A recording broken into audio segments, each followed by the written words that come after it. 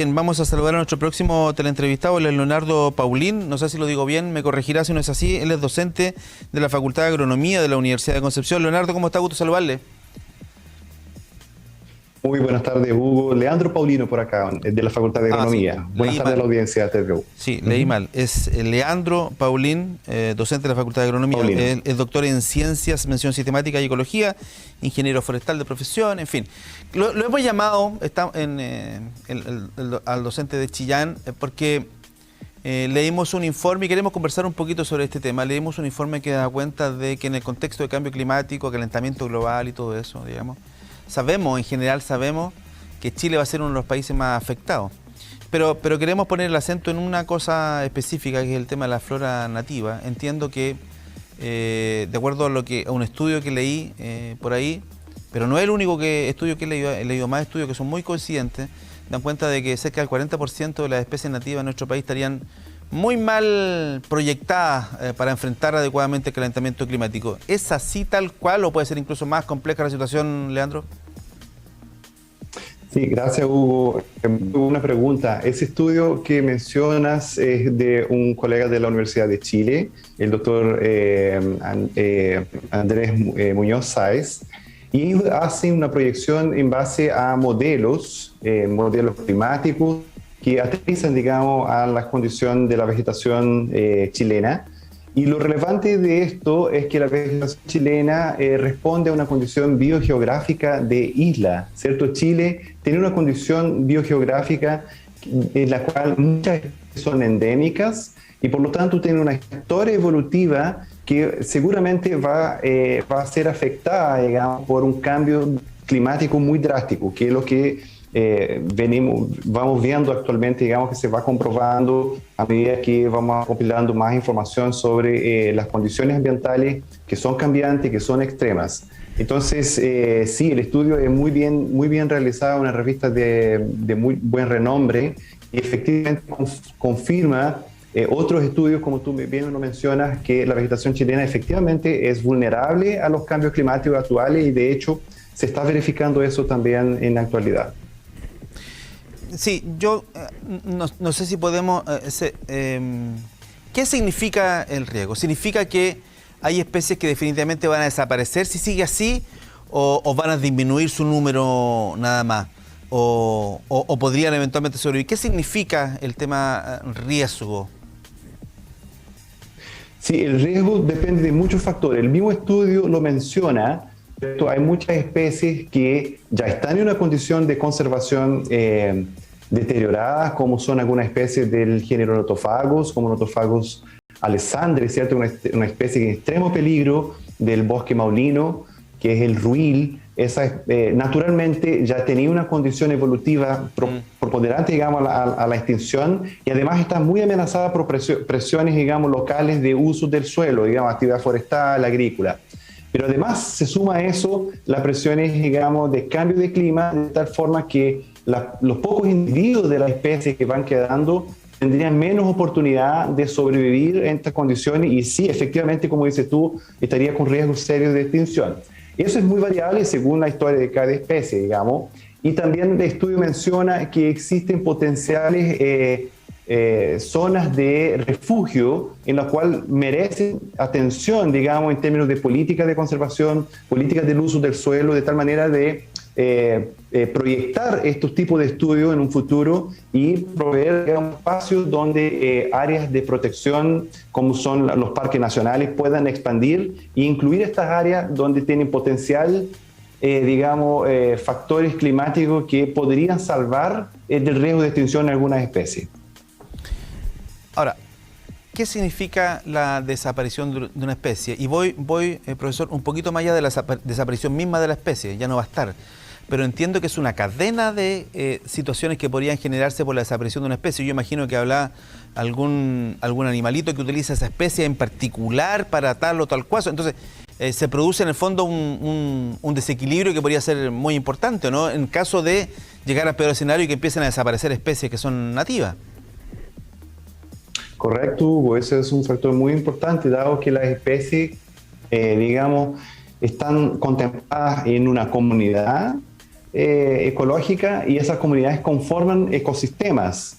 Estos ecosistemas es lo que, digamos, lo que ilustran lo que son esos biomas frágiles en Chile, de tal manera que en un contexto de ecosistema muchas especies dependen, digamos, de las interrelaciones que existen con otras especies. Tú bien lo mencionas, animales que digamos, pájaros que anidan específicamente en algunas especies o cumplen roles, por ejemplo, de depositación de hojarasca en que hace, digamos, patrones de reciclaje de nutrientes. Todo eso va a cambiar los flujos de materia y energía en esos ecosistemas y, por lo tanto, algunas especies que pueden ser claves para esos ecosistemas pueden generar un equilibrio y desencadenar, como dices tú, un cambio completo asociado a estos cambios ambientales relacionados con el cambio del clima. Está el tema del cambio climático, es evidente. El cambio climático lo hemos generado nosotros o... Yo cuando pregunto esto, los científicos me dicen que todavía no es posible responder eso, pero o lo generamos nosotros o por último nosotros lo aceleramos. En el peor de los casos nosotros lo aceleramos, digamos. O en el mejor de los casos nosotros lo aceleramos. Hay un tema con el tema de los gases invernaderos. Pero también hay otros factores que son más bien propios de nuestro desarrollo económico. Me refiero en particular al tema de los monocultivos. Los monocultivos generan, bueno, un montón de cosas, digamos, pero yo diría que la más relevante para lo que estamos hablando ahora es la apropiación de terrenos que antes eran ocupados por bosque nativo y que ahora son monocultivos. Desde ese punto de vista, entonces, profesor, ¿qué cree usted que debería pasar con los monocultivos, que son un motor económico en nuestro país? Y eso no hay que negarlo, digamos. Generan riqueza, generan fuentes de empleo. A lo mejor no las mejores fuentes de empleo que uno quisiera o no los sueldos que uno quisiera para los trabajadores forestales, pero sí generan mano de obra. Entonces, ¿cómo hacer para lograr un adecuado equilibrio? Que no desaparezcan esta flora nativa por calentamiento climático, pero que a la vez también permitamos un desarrollo armónico. Yo, a lo mejor estoy pidiendo mucho. Es la clave, tal vez, no lo sé, profesor. Sí, es muy relevante lo que tú mencionas, Hugo. Los monocultivos posiblemente de los monocultivos forestales, pero no hay que olvidar que existen muchos otros tipos de actividad productiva y es obviamente relacionada con nuestra especie, ¿cierto? Los seres humanos que hacemos uso del suelo, que hacemos uso de la tierra para nuestros beneficios. Los monocultivos es un ejemplo y quizás es el momento de repensar los modelos de desarrollo de diversos tipos de actividad, incluyendo la actividad forestal, así también como la agricultura. La misma agricultura requiere repensar, digamos, en la forma en que estamos utilizando el suelo. Sería quizás mejor visualizar cultivos asociados con otro cultivo de tal manera a potenciar relaciones de especies y aumento de la biodiversidad en la misma actividad productiva. Lo mismo puede ser repensado en la actividad forestal. Es un tema desde la academia, seguir aportando conocimiento, seguir aportando, digamos, sistemas que sean igualmente productivos y conserven los recursos naturales, lo mismo en otros tipos de actividades. Todo eso es posible asociado, digamos, a buena voluntad claramente del Estado, digamos, de generar políticas de Estado que permanezcan en el tiempo y que favorezcan justamente ese tipo de actividades, que deje atrás, digamos, viejos modelos que en su momento hicieron crecer, como dices tú, potenciar el motor de producción de Chile. Chile se destaca en muchos de ellos, como en algunos sectores de la agricultura, como es el sector forestal. Esos modelos están añejos, digamos, requieren ser repensados, requieren recibir un feedback de la academia para poder modernizarlo desde el punto de vista de la conservación de los recursos, porque al final van a depender de eso también. Cuando usted habla de otro monocultivo, imagino que se refiere a estas grandes extensiones de trigo o plantaciones de trigo. ¿Son hectáreas y hectáreas solo de trigo o hectáreas y hectáreas de remolacha, hectáreas y hectáreas de otro? Eso también son considerados monocultivos, no solo pino y eucalipto, imagino que a eso se refiere. Claro, los monocultivos, como dice el nombre, es el uso del suelo con un solo cultivo. Claro. Ahora, todo eso existe conocimiento para poder plantear un sistema de monocultivo, pero quizás, digamos, bien asociado a un parche de uso del suelo, digamos, que al menos genere un espacio de protección. pero también hay alternativas, digamos, y hay mucho estudio en eso, y yo creo que sería una de las condiciones viables del futuro, digamos, de seguir produciendo para una población creciente, ¿cierto?, que va a demandar más alimentos, que va a demandar recursos y va a demandar también servicios ecosistémicos de calidad. Estamos hablando con Leandro Paulino, ya finalizando esta conversación. Profesor, la relación de la flora nativa y el agua.